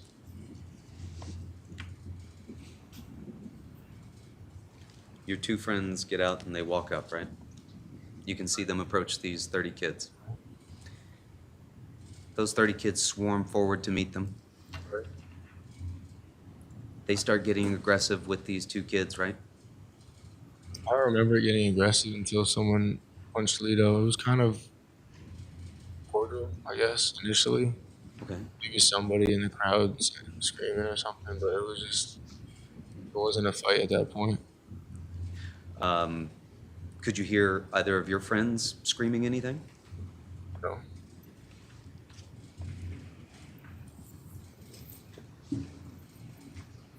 Did you see either of your friends approach them in a fighting posture? No. Did you see either of your friends square up with anybody? You just saw Mr. Valle get punched in the face, right? About 10 seconds, 15 seconds in, yeah. Someone just came and hit him. Did you see Mr. Valle with his shirt up over his head? I don't recall that. No.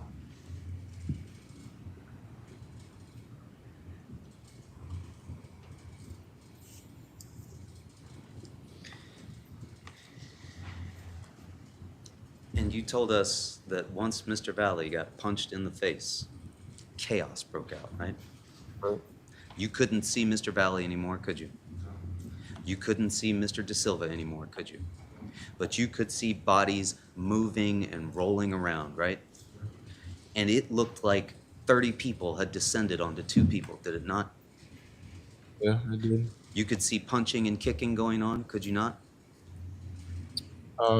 I did. You could see stomping going on, could you not? Yeah, You were scared for your friends at that point, were you not? I was. Terrified about what was happening to them, right? I was. So scared that you didn't even get out of the car, did you? I wanted to be there just in case they got out so they could get in my car and we could leave.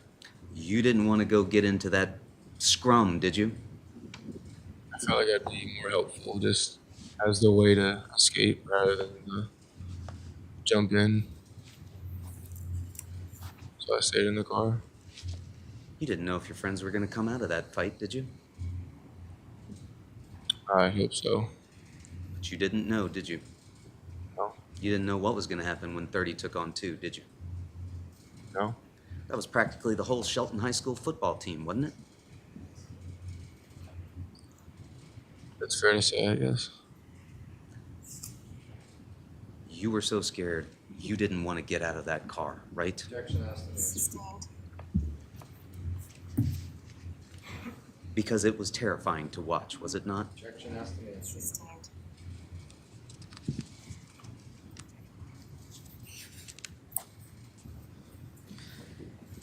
At some point, you were able to see Mr. Valle and Mr. De Silva again, correct? Yes. Mr. Valle came up to the car, correct? Yes. Door opens slightly, correct? I believe so, yeah. Interior light comes on because the door is opened, right? Yep. In fact, when he came up to that car, his momentum was moving forward towards the car as though he'd been pushed, was it not? I don't remember that. I just remember. Did you hear a bump as he hit the car? I don't remember that. He opened the door. Could you see his face? I don't remember what it looked like at that moment. It was kind of real quick. You didn't see Mr. De Silva anywhere, did you? You could still see that a fight was going on, could you not? I did. Could you see what appeared to be flashlights or phone lights at that point? I believe so, yeah. When you saw Mr. Valle, but you didn't see Mr. De Silva, you were terrified about what had happened to Mr. De Silva, were you not? Yeah. You wondered if he was going to get killed, didn't you? Yeah.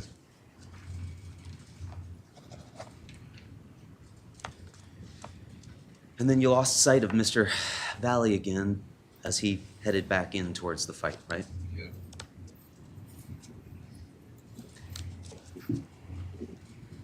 You saw Mr. Valle go to the yard, right? He left my car. I think he went towards the yard. And at some point, as he got onto the yard, you couldn't see him anymore, could you? No. But you could still see that those 30 kids hadn't gone anywhere, right? Everyone was kind of still scattered along the line, along the lawn. And then at some point, you saw Mr. De Silva come back to the car. Yes. He gets into the car, right? Right. And you can see him at that point, right? I can. And you told us he's been battered, right? Yeah. He looked beaten and bloodied, right? You could tell he had obviously been injured in the course of the fight where you lost track of him, right? You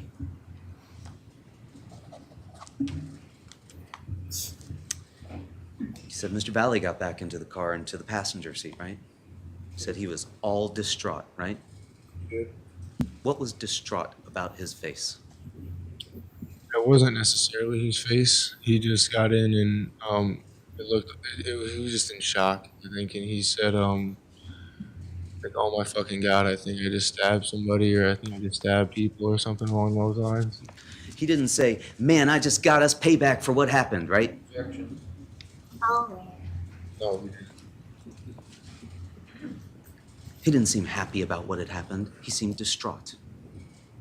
Yeah, he looked in shock. Yeah, Still scared? yeah, probably. Probably. That's cultural speculation. That's the answer. The question was already asked. I'll allow it. Okay.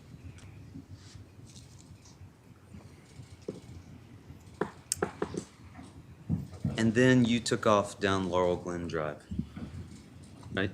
That's what you told us. We went to Adams. Towards Adam. Towards Adam. Yeah. You hit a cul-de-sac and you told us that Mr. Valle told you to stop the car. And he got out and threw the knife. Yep. You could see the knife in his hand? Yes. You could see it in his hand. Was it open or closed? Still open? When he got in the car. From when he got out of the car? The car. He got into the car and he still had the knife open on him, you're saying? Yes, when he got in the car and said what he said, he had the knife in his hand. Could you see blood on the knife? I can't recall seeing any blood on it. You saw the knife leave his hand and go flipping into the woods? It was pretty dark. It was pretty dark, wasn't it? I was. How far away from the car did he get in order to throw that knife? Just stepped right outside. Just right outside the car? In front?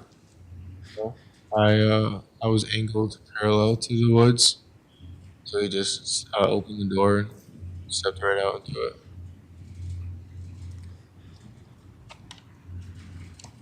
He said he got back into the car at that point and didn't say anything. Yep. You drove back down to Laurel Glen Drive where the people you had left were still there. Yes. And some of those people got into Madison Traficante's car, Mackenzie's sister. Her sister arrived around the same time we were driving down. Mr. Valle got into the same vehicle. Tyler gets into the front passenger with you. Yes. You had to use Google Maps to get out of there, right? Because you didn't know where you were. And then you went and you met Owen De Silva? Yep. Where was that? At Tyler's house.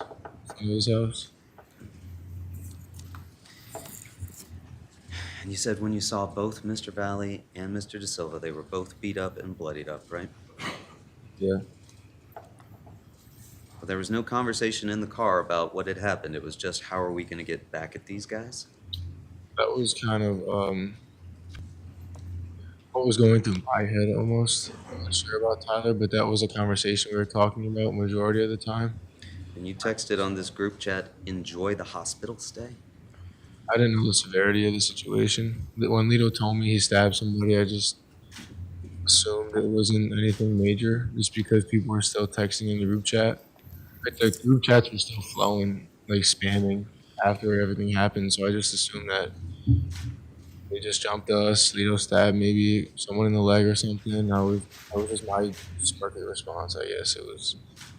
I didn't really know what was going on. I didn't know what happened.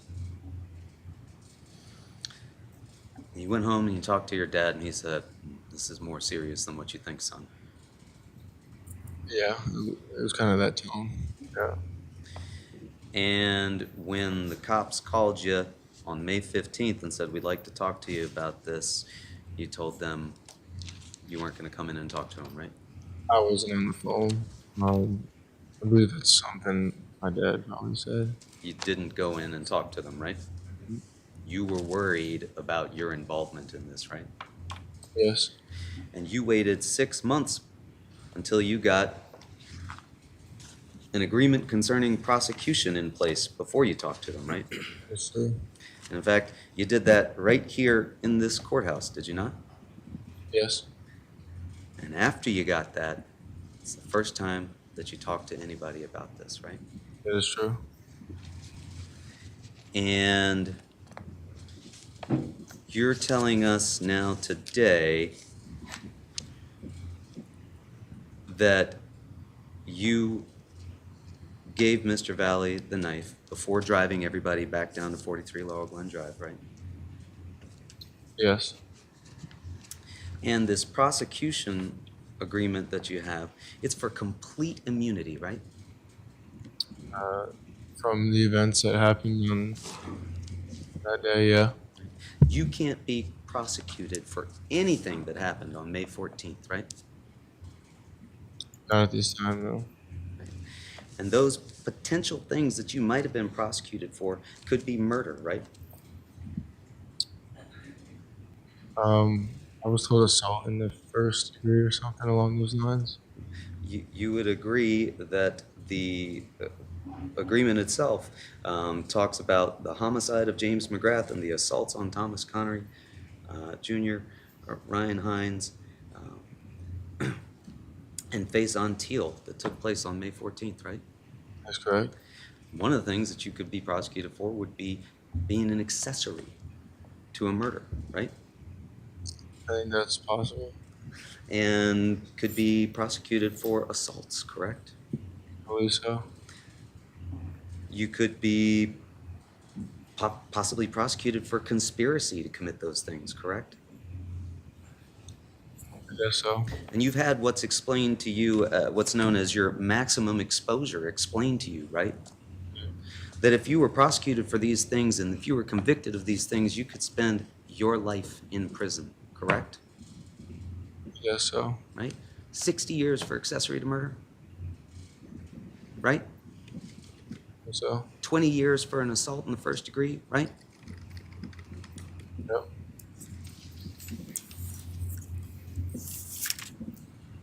You didn't want to tell anybody your involvement in this case until you got that in place, right? Yeah. And your understanding is that you have to come in here and testify truthfully in order for this agreement to hold, right? Yeah.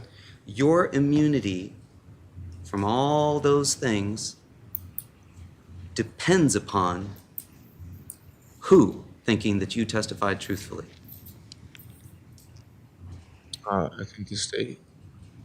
Not me, right? I don't make that decision, do I? The state's attorney makes that decision, right? I believe so. You got to come in here, testify truthfully, or you could find yourself prosecuted for all those things. I believe so. And so you gave them a statement on November 2nd, right? And then they told you, you know what? We want to talk to you again. And you talked to them again on November 28th, right? Yes. Because they wanted to clarify some things, right? Yes.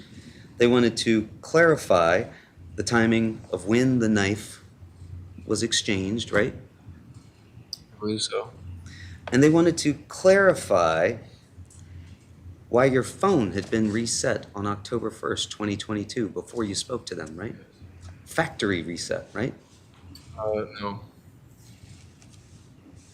I had water damage in the phone, and I got a new phone, and I think the iCloud messed up, syncing between my mother's and mine. Our texts are kind of merged.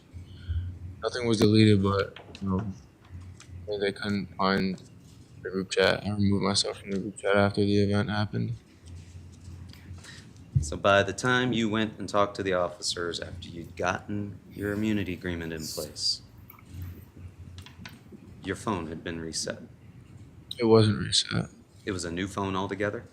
I got a new phone, but everything was still on it and intact. That's what they told you? We want to come in and clarify why your phone is everything and intact? I didn't respond. I didn't respond to anybody texting me for the first month, 3 weeks to a month after everything happened. But people were texting me, so they assumed, I think, that I was removing messages that I was sending back when I just wasn't responding. So I think they wanted to have me come in and just explain why there weren't any texts on my end. I was advised not to text people.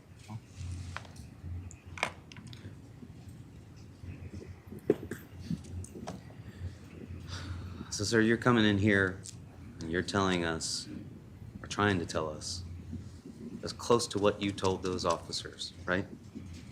Yes. Because you fear if you change any of that, the state's going to think you're not testifying truthfully, right? There wouldn't be any need to change it. It's all been the truth. And you're telling us that the knife that you gave to Mr. Valle, right? After he asked for it, yes. That was your knife, right? My knife. That you kept in the vehicle, right? That you drove these folks back down to this party, right?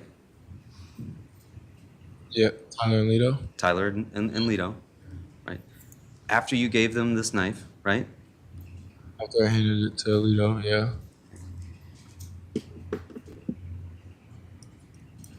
And now you're telling us that the knife was thrown by Mr. Valle. Yeah. That's why we can't find the knife, right? I would assume so. Sir, it's not that you needed to get rid of that knife because, again, for 6 months you didn't want to talk to anybody about this, right? No?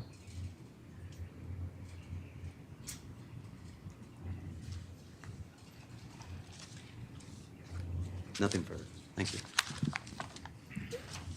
Attorney Joseph? Jack, counsel just asked you a little bit about the group chat. You indicated on cross-examination that you removed yourself from the group chat. Why did you do that? I wanted to disassociate myself from everything that happened on that day. So once you understood the severity of what happened, you got out of the group chat? So what happens when you remove yourself from the group chat on your phone? What happens? I think it just deletes it off my device, but I think, and it says something in other people's phones, like I've left the group chat. Left the group chat? So in other words, if you wanted to go back into the group chat, you couldn't do it? I couldn't unless I was added back into it. Is that something that is saved on the cloud for some reason, or no? Do you know? I think it would be. It would be, okay. And with regards to, tell me the circumstances surrounding you getting a new phone. Why did you get a new phone?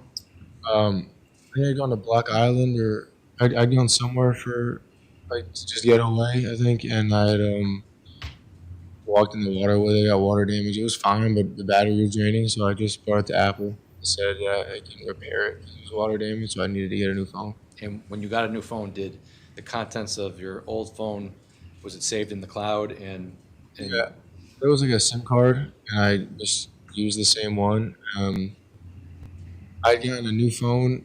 I got 2 new phones. One from my father's coworker right after everything happened because they had taken my phone, the state. So when the state took my phone, I needed a phone, and I couldn't just buy a new one. So I had my dad's friend lend me her phone. So syncing with that phone, I have contacts on my phone right now from her phone still, my mom's phone, on my phone still. So I think merging was kind of it was like error filled, I guess. But I got a new phone eventually after the water damage. so the phone that you had on the night of May 14, 2022, that was seized by the state of Connecticut? Yeah. Or Shelton PD, right? So I'm pretty good, I think.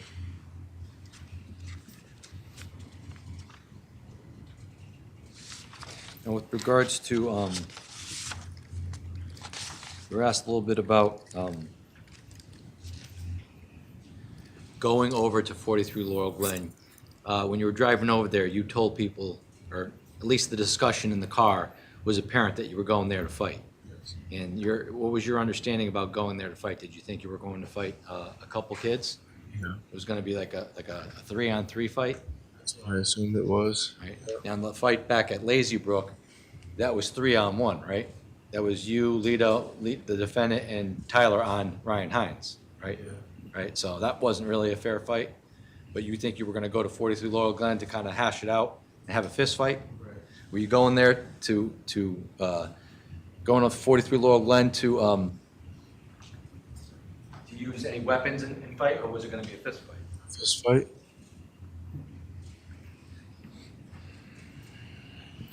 And was the defendant in agreement to go there and fight? Yeah. And when you got there, you said that people came out of the house and the car surrounded the car, and then you guys eventually got scared, right?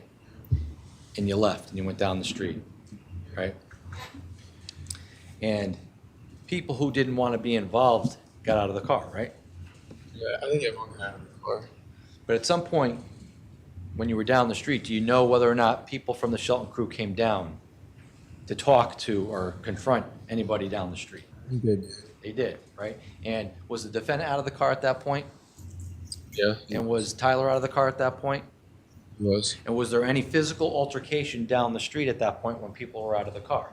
I believe so. What kind of things were going on? Were people arguing? I don't remember any arguing at all, any fighting at all. But at that point, at some point in time, those individuals left. Do you recall them leaving?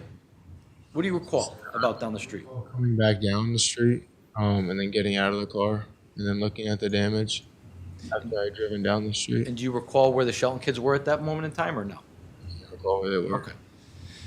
But there was no physical altercation that took place down near the corner of Laurel Glen and Farmhouse Road? Nobody complaining about, we just got beat up, right? No one said we got beat up? No physical altercation? Did you observe anything?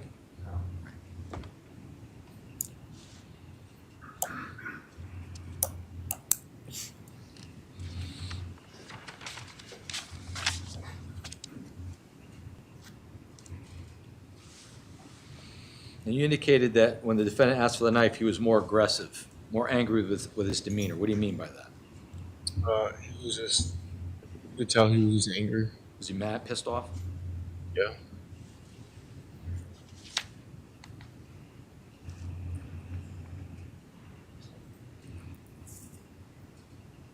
Where do you, before you gave him the knife, do you know where it was before you gave it to him? I think when I had gotten out of the car initially to look at the damage, I just put it down on the, not the center console, but the area right in between it, the radio. Showing your state's 32. So you're talking about this area here? Yeah. So it would have been just below the radio area? Yeah. Just, that's a whole platform right there, so I knew we were right there. By the way, while we're looking at state's 32, in order to drive your car, put it into drive reverse. Is that up here on the Yeah. column? Yeah. Okay, so this isn't one of those cars where it has the lower, it's up on the column, right? The lower, that's also a compartment, but it's also like a platform. But in other words, if you have to drive this car forward or backwards, the gear shifter is on the column. Yep.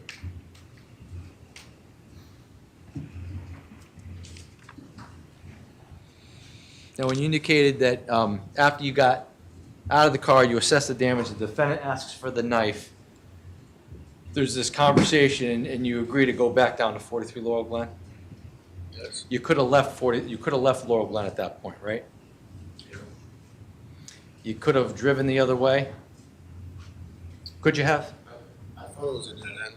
Could you have put maybe Tyler's address into your phone and followed Waze or Google Maps and driven out of the area? But you didn't do that. And when you went back down to 43 Laurel Glen, you indicated there was a lot of people in the front yard? Counsel asked you on cross-examination about people swarming everybody, and you indicated that, yeah, look, 30 people were involved. Are you certain that 30 people were fighting during the fight? No, it just appeared like a lot of people. I estimated probably 30 people were there. So you're not sure, not everybody was fighting. I don't think so, but Were there a lot of people watching? I couldn't really tell who was fighting and who wasn't, but it was pretty chaotic. So when counsel asked you about, 30 people were fighting your friends, you can't really tell for sure who was fighting. You just know that there was a lot of people and it was chaotic. Right. I didn't know who individually was fighting, but I knew that there was a lot of people there. Yeah. Right. So when he indicated that it could have been, 15 kids on each person, it could also have been 2 or 3 kids on your friends. You just couldn't see, right? No, I saw more than 2 or 3. All right. Yeah. But it wasn't all 30. No, I don't think so. Now, when you get down to the Adams Drive and the defendant throws the knife, he doesn't say, let's get out of here, let's go.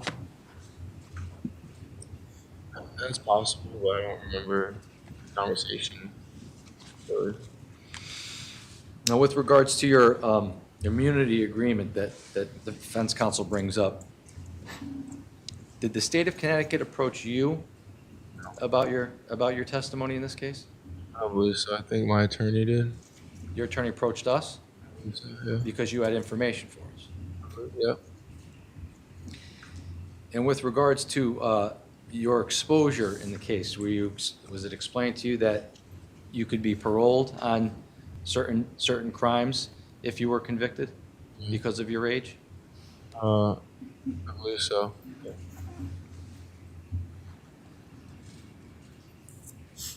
And why did you withdraw? In your understanding about your agreement is what? My understanding of the agreement Of the agreement with the state of Connecticut is what? is that I gave a detailed explanation on what happened, the truth on what happened, and that I wouldn't be prosecuted for it. And is that explanation from your perspective about what you remember happened on May 14th of 2022? Yes. No further questions. Any additional comments? Just briefly. You were just asked, the state didn't approach you about this prosecution agreement, right? Right. Your attorney, I guess, approached them and said, hey, can we get a prosecution agreement here? I believe so. I think my attorney went to the state. State's attorney didn't come to you and say, nope, sorry, son, we got to arrest you. We're not giving you an immunity agreement, right? No. Objection is what the state's attorney. State's attorney didn't say, no, we're not good. The state's attorney didn't refuse to give you this immunity agreement, did they? I don't believe so. No, you signed it, right? In this courthouse, right? Nothing further. Anything else? Nothing. All right, you may step out of the witness box.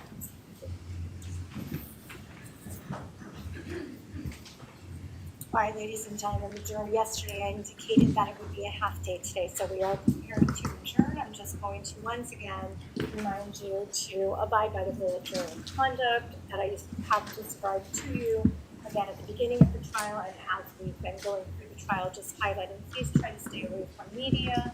Also, no conversation with anyone, including each other, about the state. No visiting the scenes that have been discussed or any of the locations that have been discussed, and no conducting independent research or investigation outside of the evidence presented here in the courtroom. Enjoy the rest of your day, and we will be back again for this matter tomorrow. Okay? Thank you. Court stands adjourned.